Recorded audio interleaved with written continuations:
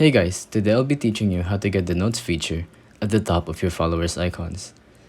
The first step is to make sure your activity status is on.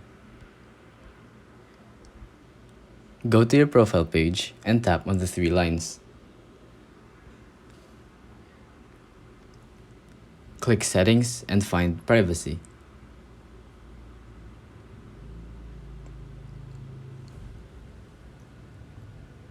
In here, scroll down until you find Activity Status and switch it on. Here's the second method, if the first one didn't work.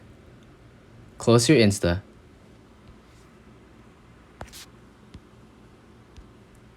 and go to the App Store.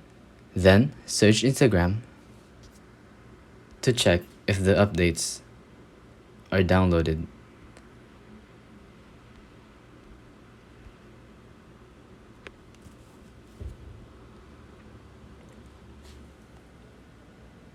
If that also didn't work, you might want to uninstall and download Instagram again.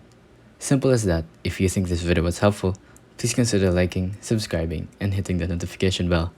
If you have any questions, feel free to comment down below.